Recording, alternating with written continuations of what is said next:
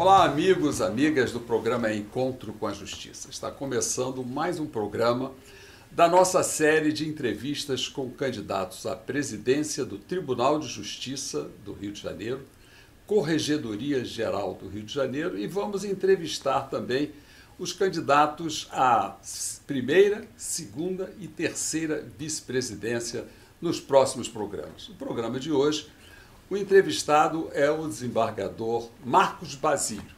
Ele é segundo vice-presidente do Tribunal de Justiça e candidato à Corregedoria Geral de Justiça no biênio 2023-2024.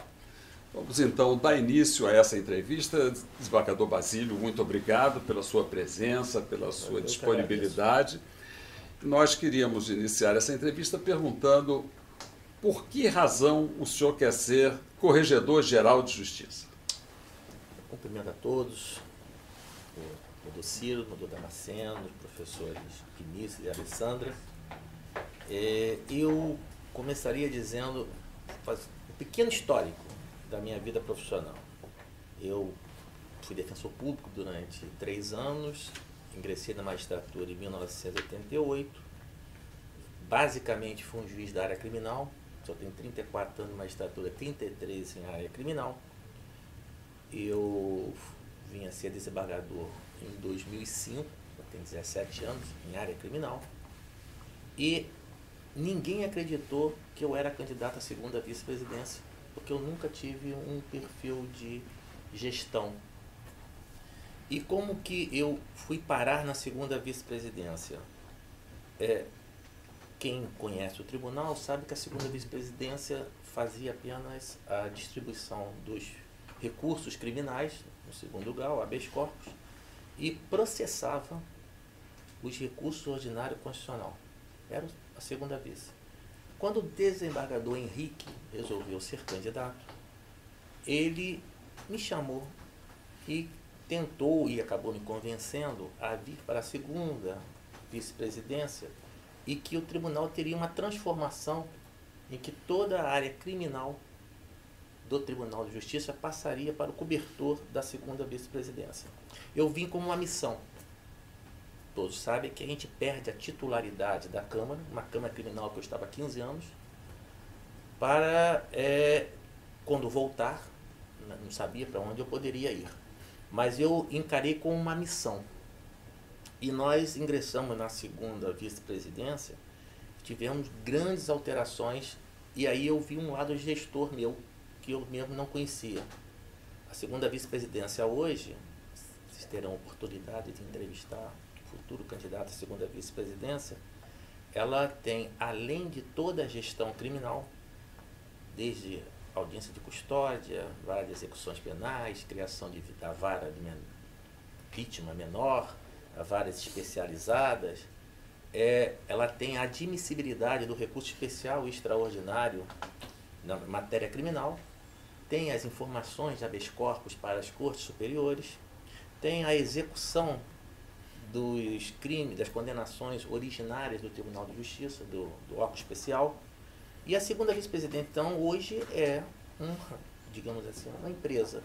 E eu comecei a trabalhar na segunda vice com diversos planos, implementamos muitas coisas e vi que eu poderia prosseguir depois, em razão das dificuldades que eu encontrava, para a corregedoria, onde eu acho fundamental.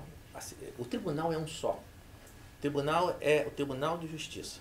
É igual o Ciro, que nós que ele dão na área criminal. O crime é um só. Para efeito didático, a gente separa típico, ilícito e culpável. O tribunal é um só. E nada funciona se nós não tivermos coligados. Qualquer projeto, seja da corregedoria, seja da presidência não, presidência é o cabeça, seja da segunda vice-presidência, esse projeto não vai adiante se não tiver uma união de ideias com a presidência, com a corregedoria. E eu vi que eu posso fazer muitas coisas na corregedoria, que ideias que a gente teve na segunda vice, que o caminho foi não por culpa do corregedor, tá? Senão fica parecendo. Eu acho que eu posso fazer muita coisa na corregedoria para fazer funcionar o que eu pensei e não consegui executar, talvez. Então, o porquê da corregedoria? Porque eu, na minha gestão, na segunda vice-presidência, eu vi que eu posso fazer alguma coisa na corregedoria. Se não é porque presidente, não, nunca quis ser presidente. Porque eu não via um perfil, minha personalidade para a presidência. Acho que a presidência exige, além da criatividade, da gestão que eu posso ter, uma personalidade mais aberta ao diálogo, não com as instituições outras. E eu não me via nesse perfil. Na corregedoria, eu acho que eu tenho esse perfil. Desembargador Basílio, os nossos entrevistadores aqui, além do desembargador João Batista Damasceno, nosso companheiro, nosso colega, que é cientista político e também nosso colega da 24ª Câmara Civil, nós temos a satisfação de ter a doutora Alessandra Santos, advogada, presidente da Associação Brasileira das Mulheres de Carreira Jurídica, diretora da CAARGE, presidente da Servemb. A Servemb é a Comissão Estadual de Verdade da Escravidão Negra, da OAB, e o doutor Vinícius Esperança, que é antropólogo, psicoterapeuta, professor universitário, filósofo e doutor em Sociologia. Então, agora, nossos companheiros vão dirigir algumas perguntas à Vossa Excelência e vamos quebrar esse protocolo de Vossa Excelência. Você é nosso companheiro, tá bom? Então, nossos entrevistadores, por favor. Desembargador Marcos Basílio, queria que o senhor falasse para nós, né, e principalmente para o nosso público do Encontro com a Justiça, o que efetivamente faz a Corregedoria Geral de Justiça, porque o senhor, aí como futuro candidato a corregedor, o que o senhor pensa em fazer, projetos para implementar? Bom, apesar do nome ser corregedoria, tem um aspecto assim punitivo, tá? Eu não vejo a corregedoria apenas com a visão punitiva. A corregedoria ela tem que fazer a justiça funcionar. Para isto, ela deve orientar os juízes, ela deve fiscalizar os juízes e servidores, evidentemente. Ela deve ter planos para dotar os juízes e os servidores de cumprirem o que efetivamente se espera do julgador e do servidor, e na última hipótese o lado punitivo. Eu vejo a corregedoria como orientador. É igual como cada um tem a sua visão, evidentemente, haver a pena antes de punir, você quer evitar o crime. É mais ou menos assim. Eu penso que a evolução da justiça depende da parte da informática do tribunal. É o principal. O CNJ, eu quando comecei a pensar na corregedoria, ou quando já estava na gestão da segunda vice, eu peguei as resoluções do CNJ. Eu não sei se vocês já tiveram a oportunidade de ler essas resoluções, óbvio que todas nós não conhecemos profundamente. Mas, até um certo exagero no CNJ, que legisla, às vezes, o CNJ tem uma série de resoluções na área da informática que, se implementadas, é um grande avanço na justiça, porque o mais importante para nós é a prestação jurisdicional mais célere, mais rápida e mais eficiente. Então, dentro dos seus projetos, o senhor tem essa coisa do investir, no informatizar. Claro que sei que tem coisas que são específicas ali do presidente do tribunal, mas é um caminho, assim, nos seus projetos seria essa valorização, essa ampliação, modernização dessa questão da informática também, né? Sim, mas aí, como eu disse no início, o tribunal é um só. A parte da informática, a DGTEC, ela está sob o cobertor da presidência. É um investimento que deve ser feito pelo presidente. O que nós temos que fazer é apresentar planos e solicitar ou cobrar da presidência um investimento na área de informática. Mas hoje nós estamos na área digital. Eu tenho ideias que vão ser implementadas, não seria originária aqui do Rio, outros estados já fazem. Essa justiça 4.0, que tem que ser estudada mais. Por exemplo, eu vejo uma vara civil da capital hoje ter 85 distribuições por mês, uma média. Eu vejo uma vara de Bangu civil ter 300 processos distribuídos. Isso pode ser corrigido para a informática? Eu acho que pode.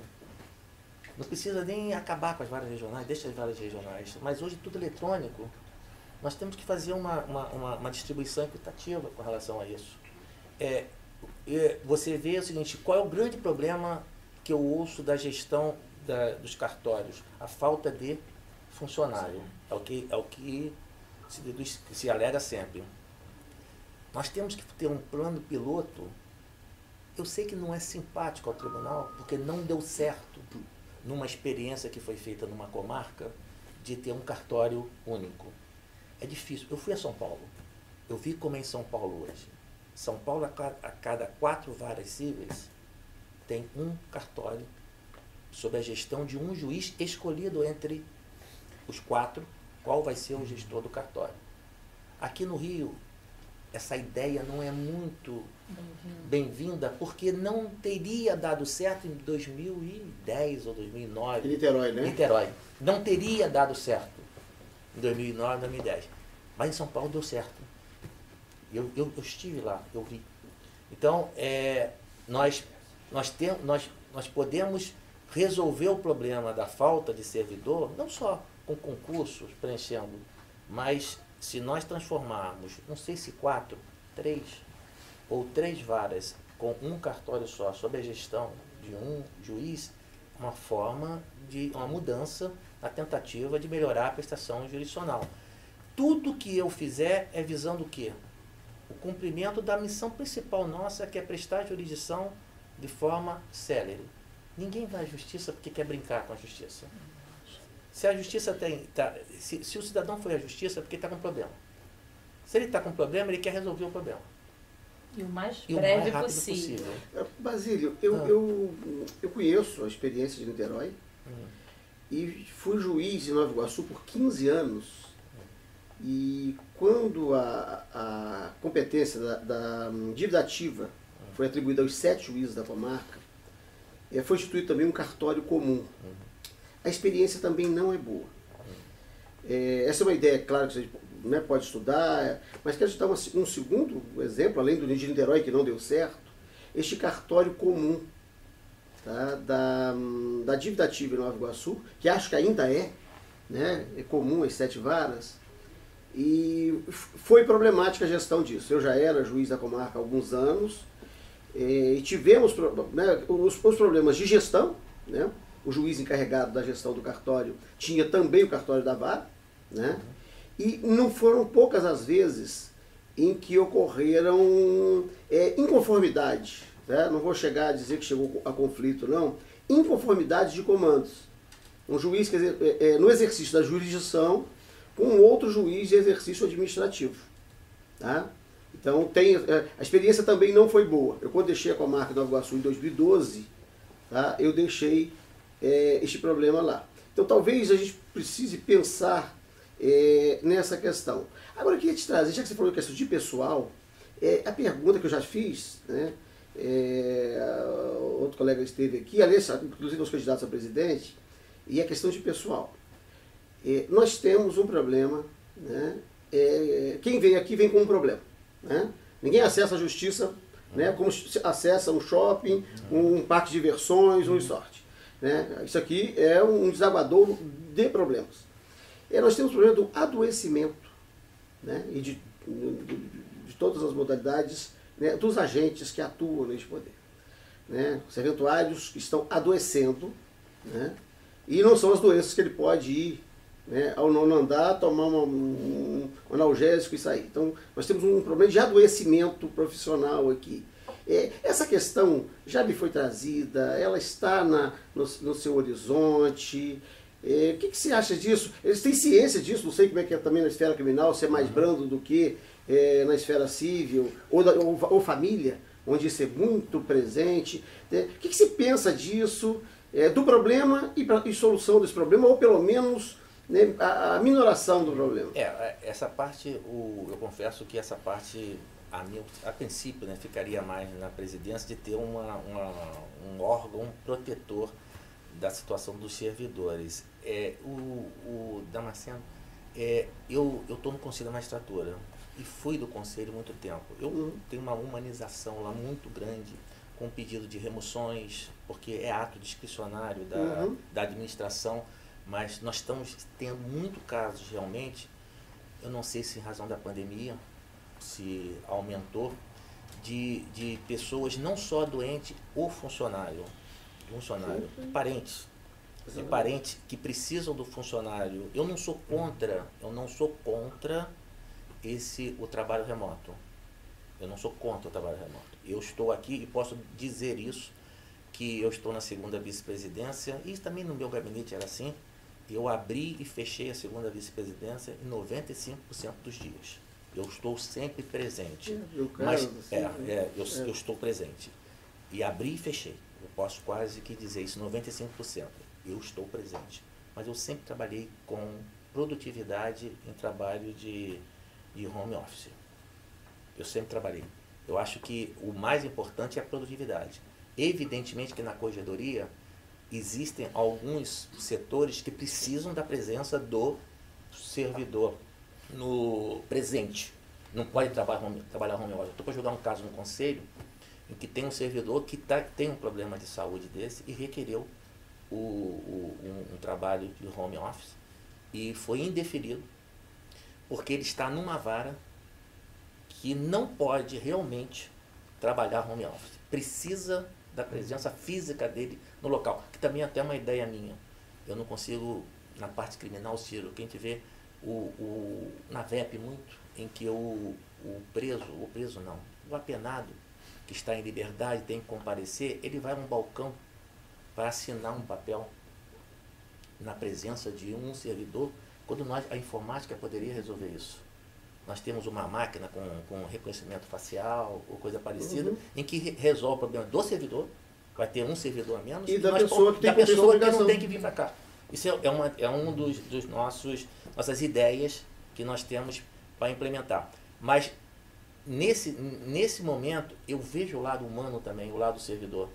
E por que nós não conseguimos remover esse servidor que está lotado em uma vara, que o obriga a presença física dele quando ele precisa efetivamente ficar em casa, e nós removemos, trocarmos esse servidor de um local? Eu tenho esse olhar humano.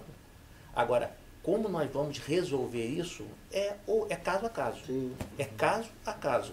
Não podemos ser radicais com simples alegação.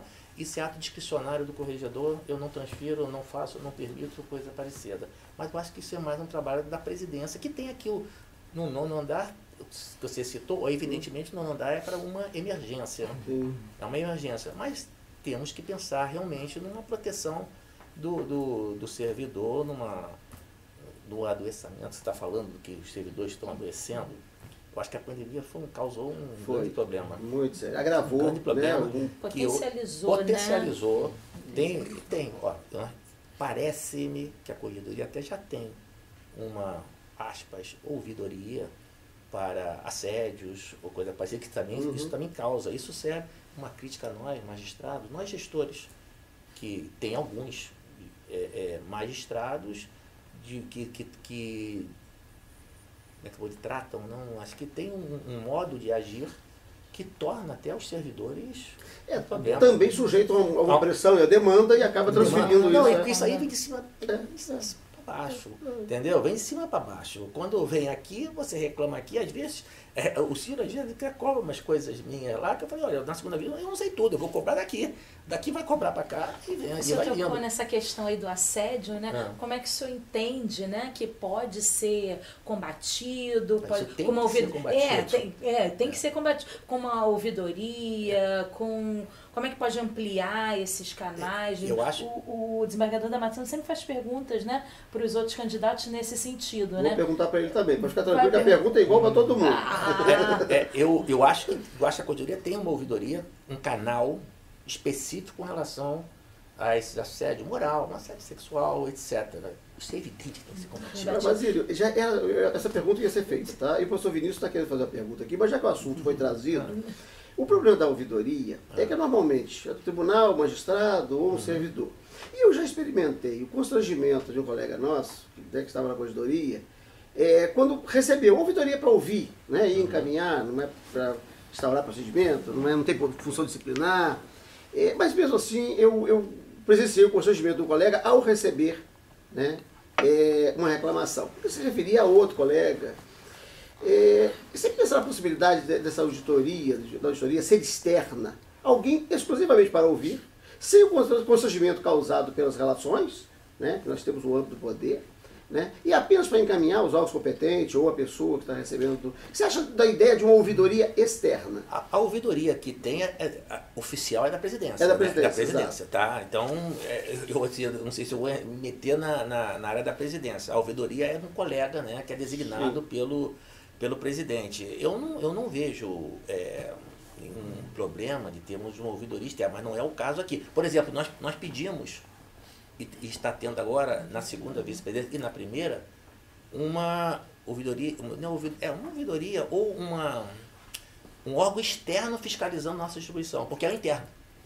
O tribunal hoje, quem fiscaliza se a distribuição na segunda vice, que é bem menor do que a distribuição da primeira vice, é um órgão interno nosso. É a minha servidora, a minha diretora, sim, que faz uma auditoria da distribuição que ela fez. Que ela faz. Isso, nós pedimos, eu e a presidência acatou, e nós estamos fazendo uma auditoria externa da distribuição, porque eu quero saber se a distribuição está correta. Sim. Eu quero saber isso. Então, eu também não vejo problema, não sei como se fazia isso, uma ouvidoria externa, de como essa ouvidoria estaria aqui dentro. O tribunal teria que contratar essa ouvidoria, como seria a despesa. Também não sei. Eu não sei como seria. Agora não me importo, porque eu acho que eu não teria esse problema, tá? Esse constrangimento, porque se eu receber uma reclamação, digamos, na corregedoria, não do desembargador, que seria encaminhado para a presidência, mas de um juiz, eu teria a maior tranquilidade de encaminhar o juiz, até porque eu não estou punindo ele, não estou falando nada. Eu estou dizendo assim, ó, tem isso aqui. Algumas reclamações são até absurdas. Sim. Absurdas. E muitos colegas acham que tem que matar. Eu até não sei se eu tenho que matar. Porque o colega reclama de ter... Como é que você mandou isso para mim? Pô, isso aí é um absurdo. Mas você tem que saber que tem alguém absurdamente fazendo uma reclamação contra você. Ou pelo menos tem um descontentamento. Pode não ser por aquilo, mas o que aquela pessoa está descontente? Ele está descontente que pode ser um absurdo. E o colega diz assim, isso é um absurdo. Por que você mandou isso para mim? Para você saber que tem alguém aí descontente com você, absurdamente, para você fazer o que você quiser. Você defendeu? Eu não teria nenhum constrangimento de mandar, nem ficaria constrangido se você mandasse para mim chegou aqui uma reclamação contra você. Eu não teria nenhum tipo de problema. Eu não ficaria inibido com isso. Até porque se eu ficar inibido com colega, eu não posso ser corregedor, porque eu falei, a minha função não é punir colega não, tá? Não é punir. A função principal não é punir. É fazer a coisa funcionar, é cobrar do juiz, é cobrar do servidor. Mas se eu tiver que punir, eu tenho que punir. Ninguém condena ninguém, né, Ciro? Rindo, né? Estou feliz da vida que eu condenei uma pessoa. Tem uns que... tudo bem. Um ou outro, assim, muito vagamente. Desembargador, deixa eu te perguntar. Um lugar bem distante daqui. O senhor já se definiu como um juiz moderado e crítico ao aprisionamento em massa. O senhor disse certa vez que há uma visão um pouco equivocada dos juízes novos, quando começam a carreira, de se tornarem juízes encarceradores. O bom é um encarcerador. Produziria uma imagem boa para esse juiz, seria bom para o futuro dele. Eu não sei se eu posso chamar o senhor de um jurista de trincheira. Queria que o senhor falasse um pouco sobre essa questão do aprisionamento em massa, como o senhor entende essa questão, destacando também uma fala do senhor em uma entrevista, de que o juiz deve visitar a prisão, o juiz deve conhecer a realidade prisional, e sobre o seu trabalho na potencialização da justiça itinerante vai ao presídio. O senhor poderia falar sobre isso?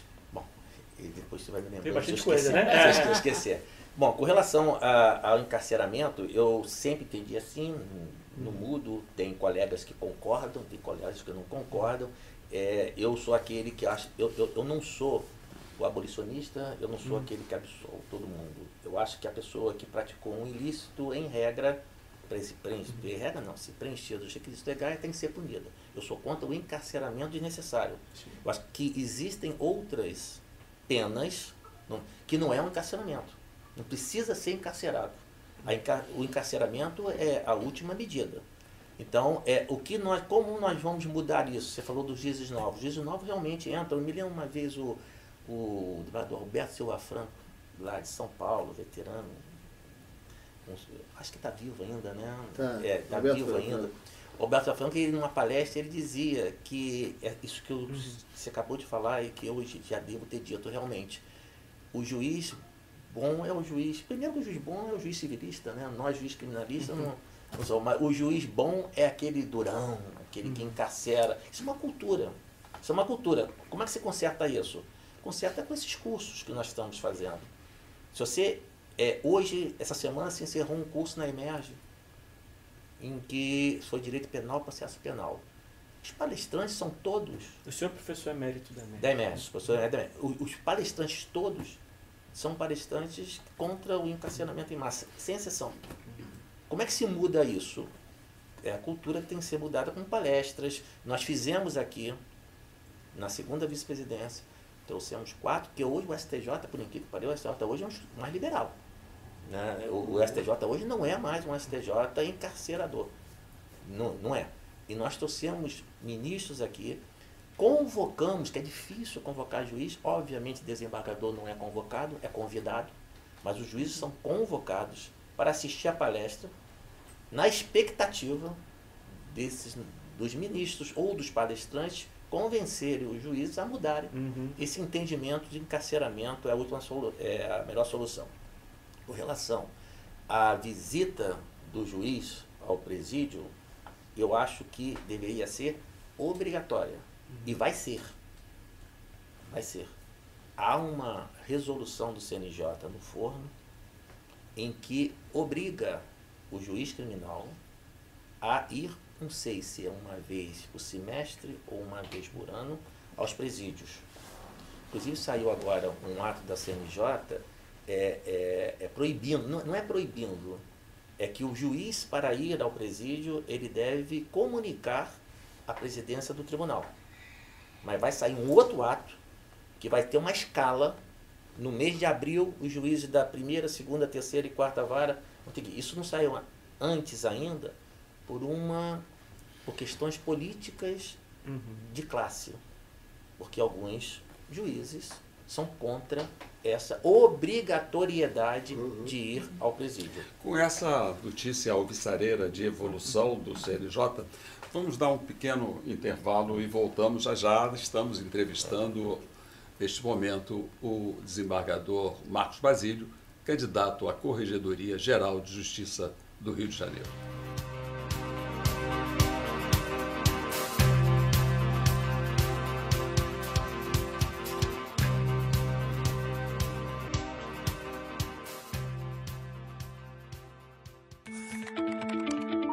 Você sabia que estados e municípios podem requisitar o uso de forças federais durante as eleições?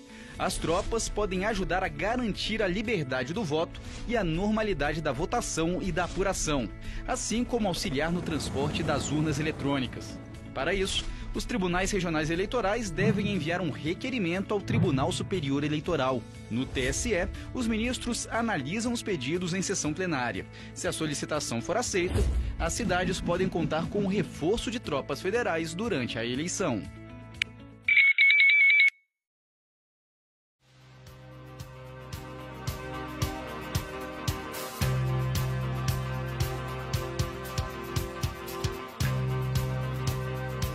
Mas foi um debate muito bom. Esse programa tem uma importância extraordinária. Estarmos entrevistando os candidatos à presidência do tribunal. Aqueles que postulam a presidência, esclarecer e trazer a conhecimento. Através do encontro com a justiça, conheça melhor os meandros da justiça. Muito obrigada. Esse é o programa Encontro com a Justiça.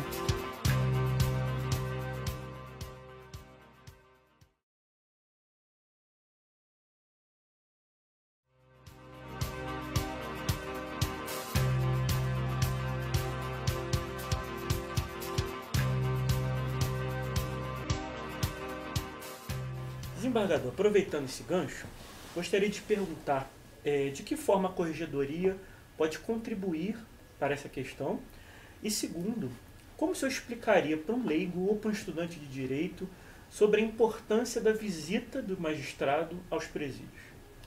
Bom, a Corregedoria, se tiver uma determinação, e mesmo que não seja do CNJ, a própria Corregedoria daqui pode criar essa determinação de um presídio. Então a Corregedoria vai exigir o cumprimento da determinação ou do CNJ ou da própria Corregedoria. Isso não é problema. O juiz pode ficar insatisfeito, mas ele vai ter que ir. E a relevância que eu vejo é que ele tem que ver a realidade. Se ele chegar lá e olhar o que as pessoas estão, aí vai ver, não, esse aí não precisa de cadeia, não. O juiz criminal, que não sabe diferenciar aquele acusado que precisa de cadeia e aquele que não precisa de cadeia, ele não pode ser juiz criminal. Ele tem que saber. Óbvio que ele vai errar às vezes. Às vezes ele vai colocar uma pessoa na cadeia que talvez não precisasse. Como também ele vai colocar uma pessoa em liberdade ou vai dar uma pena alternativa que se mostrou insuficiente. Ele vai errar. Todos nós erramos. Isso não tem problema. Mas ele tem que ter essa visão. E se ele for à cadeia, que ele não tem noção. E nós não temos noção das cadeias de outros estados. Nós temos uma condenação do Plácido aqui do Rio de Janeiro, que a Corte Interamericana de Direitos Humanos condenou o Brasil e o Plácido por considerar que o cumprimento da pena no Plácido Sá Carvalho era incompatível com a dignidade da pessoa humana, etc.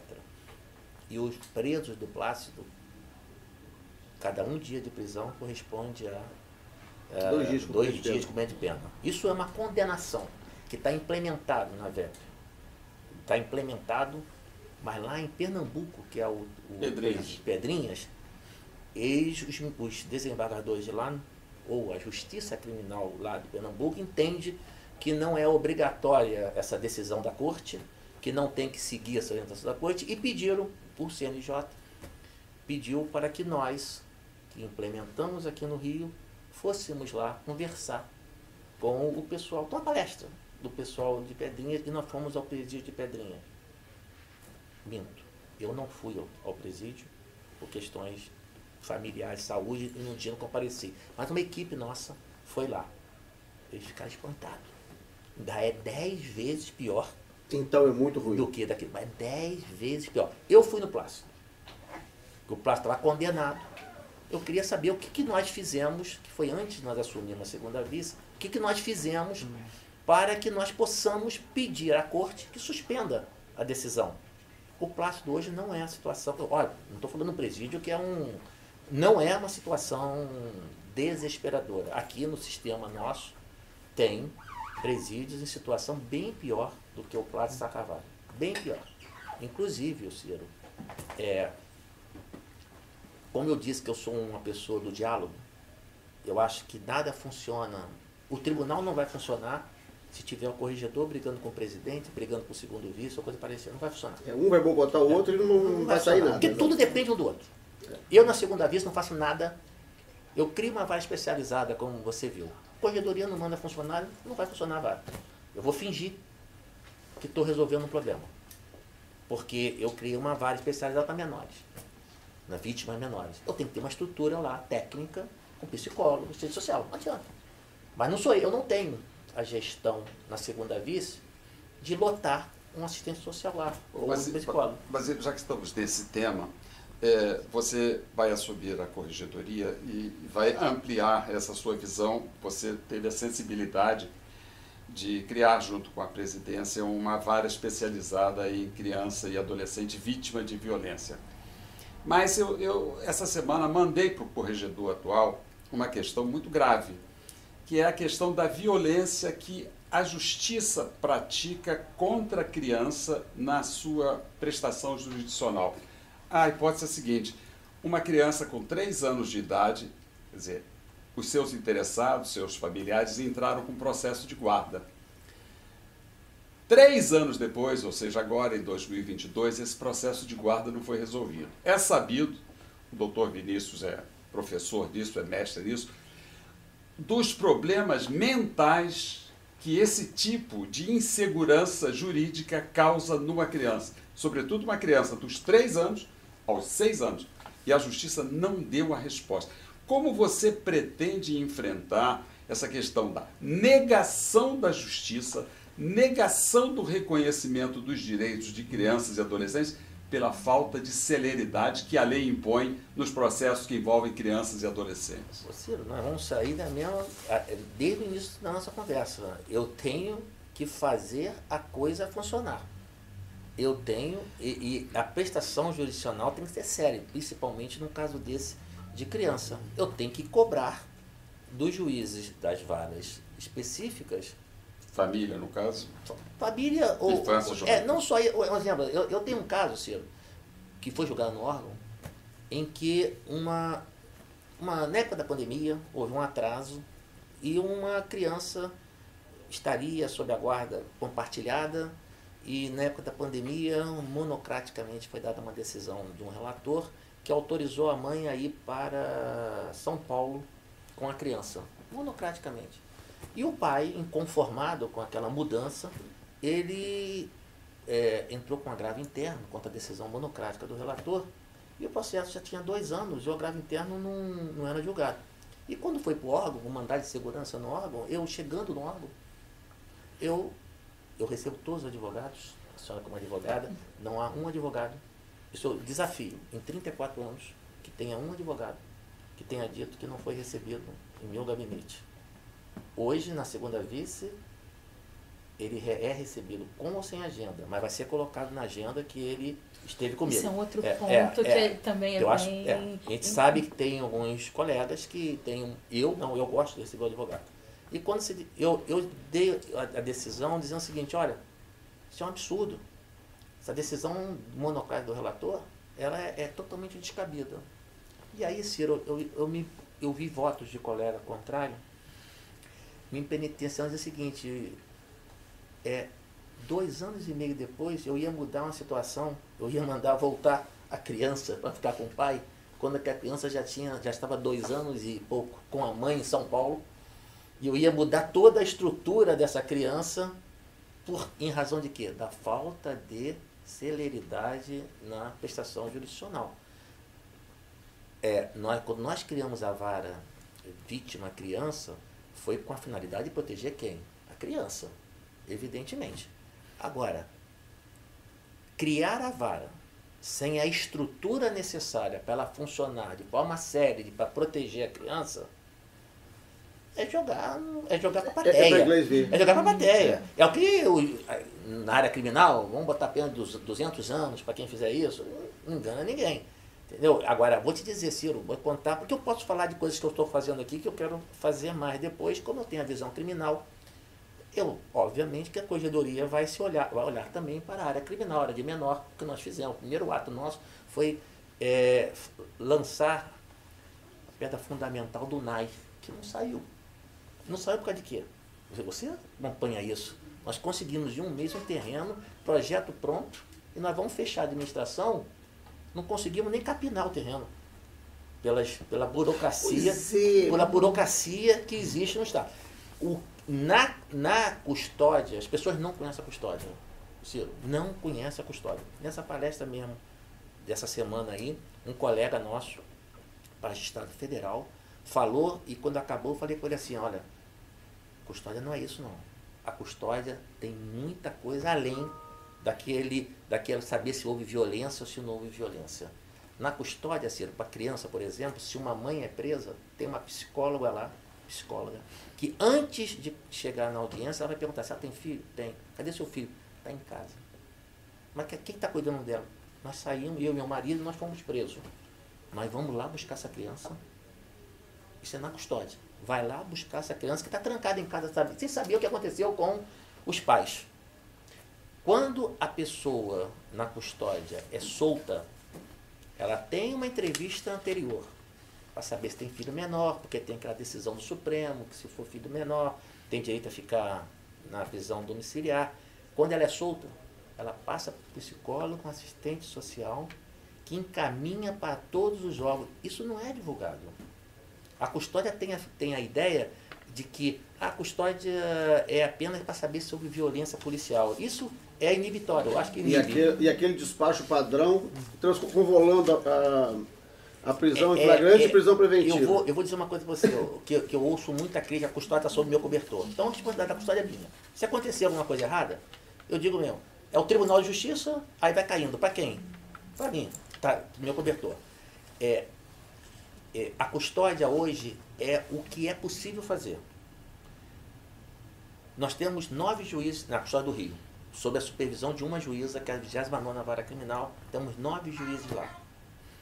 Eu nunca me meti, e podem, desafio, eu nunca me meti com qualquer decisão judicial.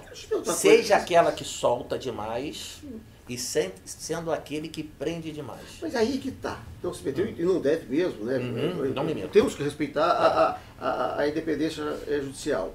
Mas esses 9 juízes escolhidos a dedo não demonstra não vou chamar de vício, não, mas algo que não é desejável. Não poderia ser como a escala de plantão da segunda instância, em que cada um faz um plantão durante um dia? Damasceno, se você me perguntar qual é o modelo ideal, não, ele não tem, ele é ideal. Tem que ter 9 juízes titulares, 9 juízes com cargo. Tem um juiz aqui, que tem que ter um coordenador, e 9 juízes que são inamovíveis, estão os juízes lá. Provido por antiguidade, senão vira igual a VEP. Agora, eu acho que como foi instalar essa custódia? A custódia nossa não é aqui. Nossa custódia é dentro do presídio. Sim. Ela foi montada, eu era do GMF, eu era supervisor do GMF, mas eu dividi o GMF em 2 pontos, para diminuir o encarceramento, que era o pessoal que cuidava do encarceramento, que era a VEP, e um que cuidava da custódia, que era o da Doboente, falecido Doboente. Doboente bolou essa forma de custódia em que todos os presos no Estado, eles entram em 3 portas: Benfica, Volta Redonda e Campos. Então todos os presos vão entrar por ali. Como temos uma dificuldade que todo mundo que é da área criminal conhece, que é a apresentação de presos, que não é o problema nosso, os juízes mandam todo dia para mim, o preso foi apresentado.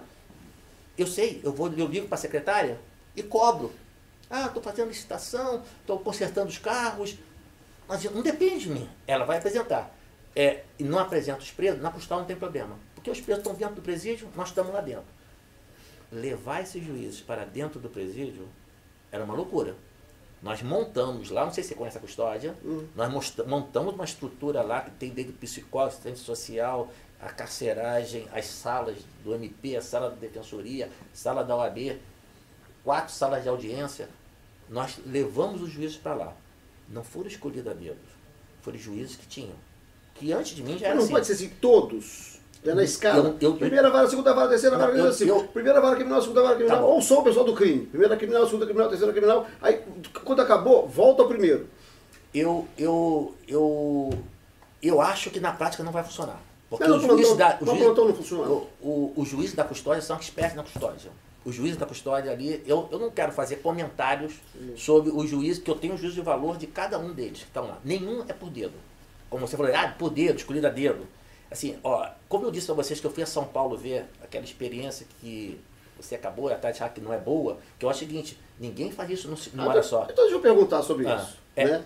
Eu fui juiz 15 anos no Nova Iguaçu. Né? Vou para a minha área, né? Que neste campo eu chuto melhor do que nesse outro aí do crime. Eu fui juiz 15 anos no Nova Iguaçu da mesma vara. Né? E aí, você está trabalhando longe, você já é um juiz antigo, veio para uma vara de office-sessões aqui na capital, porque aquilo ali é uma tarde de autógrafos. E eu caí nesse canto da sereia. Né? Apareceu uma vara, eu me concorri e vim para a primeira vara de office-sessões aqui da capital. É um inferno aquilo. Né? É tarde de autógrafo para quem não conhece aquilo. Né? Você vai gerir um monte de situações. Você falou aqui, assim, às vezes a gente erra mesmo. Né? Porque nenhum de nós é Deus ou demônio. Nós somos seres humanos e sem procedimentalidade, sem controle, né? A gente acaba errando e alguns erram mais. Né? né? Uns não intencionalmente, outros deliberadamente, com determinados propósitos. Eu me deparei com uma situação que eram os processos que sumiam de heranças jacentes. E tinha agentes do próprio sistema de justiça morando em apartamentos, como foi o caso do apartamento da Berta Ribeiro, né? Esposa do professor Daci Ribeiro, que foi meu professor. Eu disse, peraí, esse processo sumiu. Mais uma vez eu tenho que restaurar esses autos. Eu tinha subido 3 vezes, eu estava restaurando pela 4ª vez. E aí fui descobrir que não só aquele apartamento da Berta Ribeiro, como outros, né, tinha gente da casa, ocupantes dos apartamentos, e os processos sumiram. Né? Esse fato, né, acabou virando reportagem, né? Aliás, eu fui alertado por uma matéria de jornal. Ao invés de se fazer uma tomada de contas, o controle que eu já estava fazendo, né, que outros colegas estavam fazendo, pedindo prestação de contas, vendo quais eram os apartamentos, os processos que tinham sumido para restaurar, a corregedora de então simplesmente extinguiu, né, o inventariante judicial, o cartório de inventariante judicial, a função. Todos os documentos foram colocados em caixas e mandados para os respectivos juízes das varas de sucessões, impossibilitando controle, tomada de contas, responsabilizações, que em último caso seriam devidas, salvo um ou outro lá, que acabou, notadamente um, né, que morava há 17 anos num desses apartamentos, ainda se dizia credor das obras que ele fez, e deixando a função, né, esses imóveis hoje, os bens das heranças jacentes, sem ter quem os administre. Porque o depositário judicial, você tem a quem nomear o depositário, o credor, né, alguém. No caso da herança jacente, a pessoa não deixou herdeiro. Ou seja, hoje nós não sabemos o que são feitos com os bens, com as heranças jacentes. Né?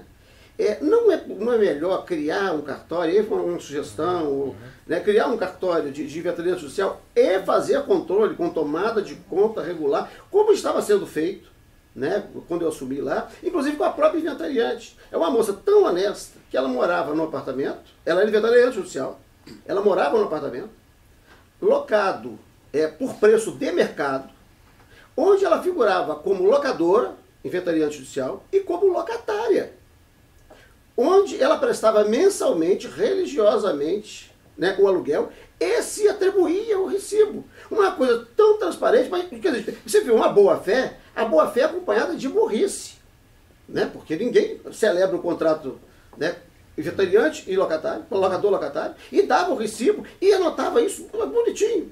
Mas, assim, o problema aqui, ela tinha que ser punida assim, gravemente, sobretudo pela burrice. Né? Porque a honestidade não faltou ali. Né? Faltou ali, tinha conflito de interesses. Né? Agora, desonestidade não foi, até que porque o valor do aluguel era o valor de mercado.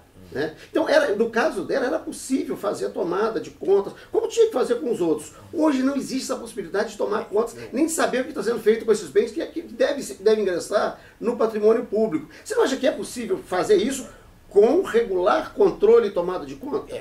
Eu não conheço a situação atual.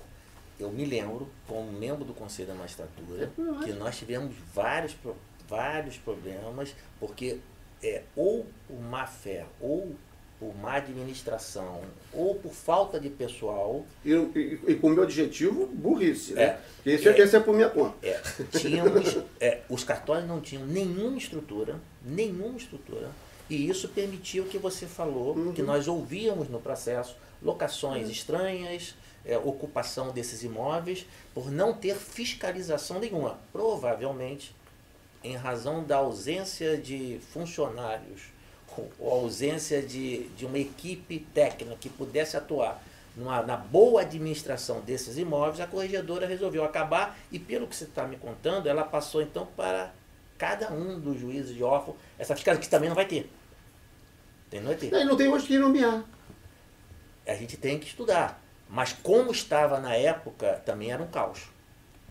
Por falta de estrutura, esses imóveis eram pessimamente administrados. Não vou entrar se havia boa-fé, má-fé ou coisa parecida. Tem os dois casos. Eu vou dizer que nós, no Conselho da Magistratura, puníamos, e a defesa de pessoas talvez de boa-fé, funcionários que não tinham dolo nenhum, mas que reconheciam a má gestão, a má administração daqueles imóveis, com prejuízo absurdo que vinha para diversos não sei de quem era, nem quem era proprietário mais, né? Porque, alguns tinham. É Estado e outros municípios. Município, Então, realmente, nós tivemos esse problema. Agora, eu sou aquele que sonho, entendeu? Chegar lá no final, sei que tem montanha no caminho, você tem que passar por cima, mas eu acho difícil no momento a gente montar um cartório, um inventariante judicial com uma administração plena desses imóveis todos que existem. Eu vejo dificuldade. Se nós tivermos estrutura para isso, isso é prioridade, né? Tudo é prioridade. Mas o município, esses imóveis, né, do virado do século para cá, um pouco antes, o sucessor é o município. Eu acho que é interesse do município. Sim, tem que eu acho que talvez pensar isso. Talvez, como eu falei também, mais uma vez, a União chamar o município. O município pode ceder. Vocês. Interesse pode ceder um corpo de servidores para ajudar. Sim, desembargador Marcos Basílio, como o senhor entende, né, que deva ser a punição para as pessoas brancas, né, que se autodeclaram nos concursos públicos, nas instituições como pretas ou pardas, né, os negros, ali de uma maneira fraudulenta, né, as políticas públicas de ações afirmativas, que são as cotas raciais. Qual o seu entendimento aí nesse sentido? O primeiro,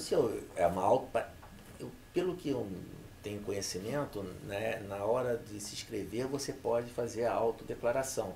Se ele se dolosamente está fazendo uma declaração falsa, tem um crime aí de falso. Especificamente no último concurso, foi noticiado nos jornais, nós tivemos um problema de um candidato que se autodeclarou, né, negro parece, e que ao final parece que o CNJ cassou ele foi aprovado, mas parece que tinha um laudo, eu não vou entrar no mérito, tá? Tinha um laudo do tribunal, laudo que eu parto do pressuposto que tudo, vou dar uns erros do futebol, foi jogado na bola. Tá? Foi jogado na bola. Tem um laudo que reconhecia ele como negro. Até pelo que eu tenho conhecimento, abominável o seguinte: se o cidadão se declarou negro que não declaração falsa, ele não pode ser juiz. Tá? Então já acabou. A pessoa que já começou assim não pode ser juiz. A punição é essa, acabou. Mas nesse caso concreto, que foi o caso noticiado, parece que o CNJ, com as resoluções que ele tem, ele previa 3, como é que se chama isso? Hipóteses, né? A banca de heteroverificação. O fenótipo. O fenótipo. Três características fenótipo. Fenótipo que ele preenchia 2, que bastava. Depois do início do concurso, o CNJ alterou a resolução e passou a exigir 5 ou 6, que aí ele não preenchia. Isso é que eu ouvi dizer. Nesse caso aí. Desse caso. Tanto assim que parece que esse rapaz, que eu não sei quem é, tá? Ele passou em São Paulo também. Né? Ele foi em São Paulo, se autodeclarou, foi à prova oral em São Paulo e foi aprovado na prova oral. Então eu não sei se houve o dolo dele de fraudar. Agora, se tiver o dolo de fraudar, qual é a punição? Não pode ser juiz. Se tiver o dolo. Eu não entro muito nessa questão, porque eu gosto de confusão, mas só um pouco de confusão. E você tem uma discussão, inclusive, do colorismo. Quem é mais e quem é menos. Né? Essa discussão. E na Bahia, nesse momento, tem uma discussão dessa, que tem um candidato conhecido nacionalmente, e que ele sempre declarou branco, e quando ele descobriu que a cota partidária tem que ser dividida de acordo, né, proporcionalmente, ele mudou a documentação dele para par. Né? E o pessoal, não, esse dinheiro, aí começa uma briga pelo dinheiro, pela divisão do rajuste. Né? Agora você olha, ele sempre quis ser branco num país, sempre se declarou racialmente, com racismo estrutural, ele sempre quis ser branco. Quando ele descobriu agora a vantagem de ser pardo, ele pegou e mudou, e aí é o próprio pessoal que tem direito, né, aquela cota, aquela participação, não quer que ele entre nela. Agora mesmo, né, com as eleições, tínhamos muito mais perguntas a fazer a você.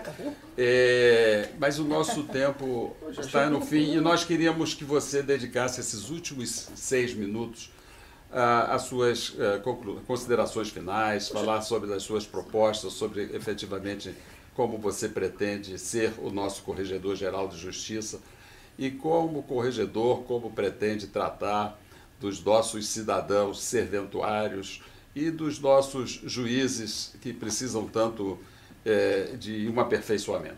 Nem apertamos o candidato.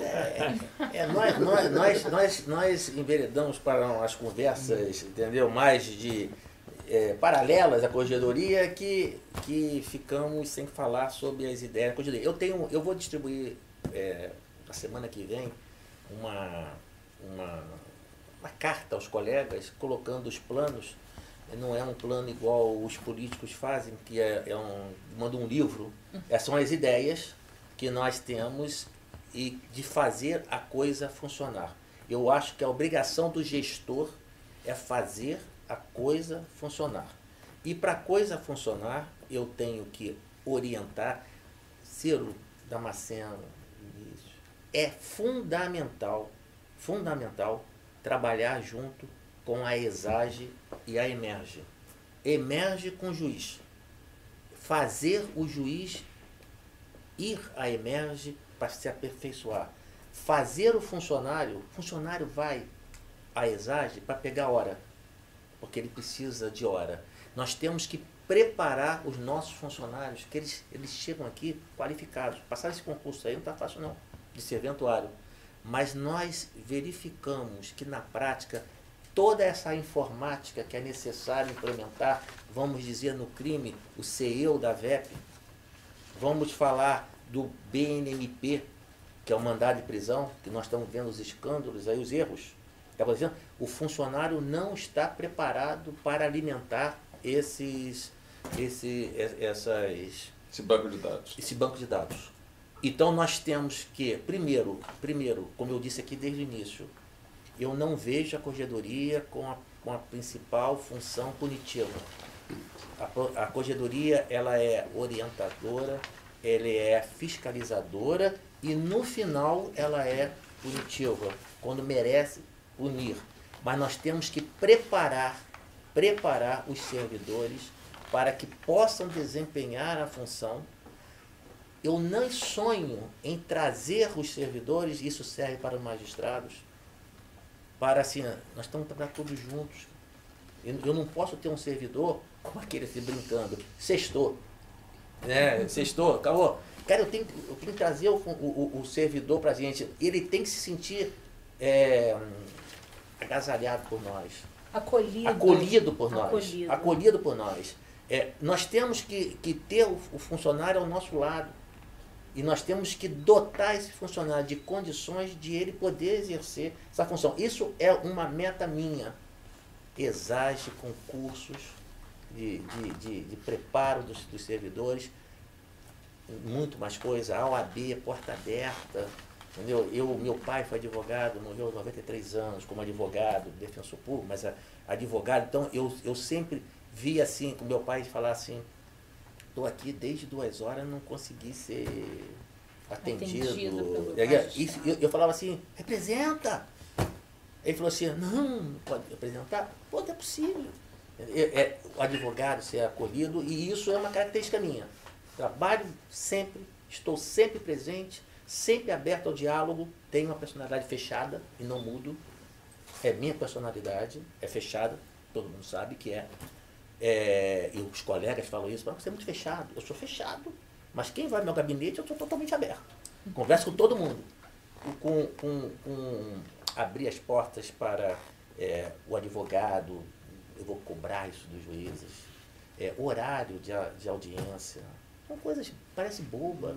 Horário de audiência, eu disse assim, quando na Câmara, tem muita coisa que eu peço na Câmara, começa no horário, a sessão. São coisas que parecem... É o tempo do outro, né?